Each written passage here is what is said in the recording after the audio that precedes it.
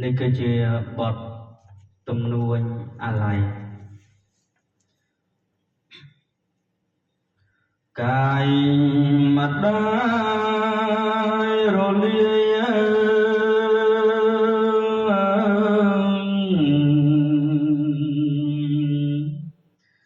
ម្ដាយអាល័យស្ដាយក្តុកក្ដួលពេកក្រោយ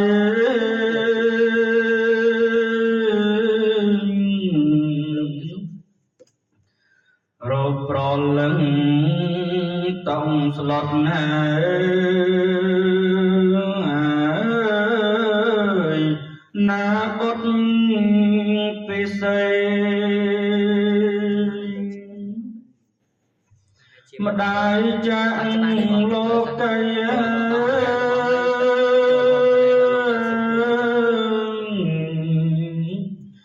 ណាថ្លៃ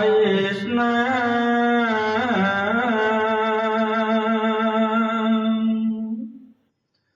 ៍រូបម្ដាយអាឡង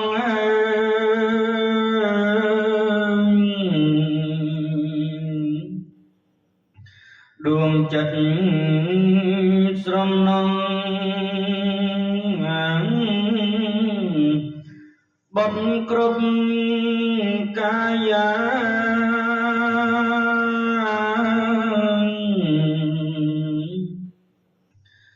ចៅគ្រប់ជីវា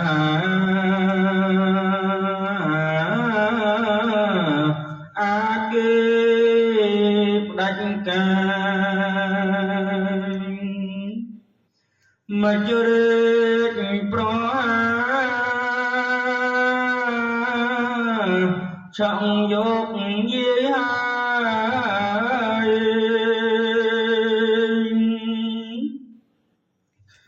ស្រមនៃកម្ម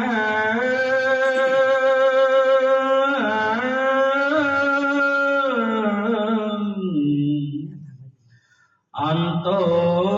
លប្រចាំ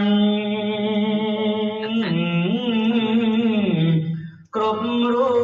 បយើងអើយចាំផ្ដាច់សង្ខារ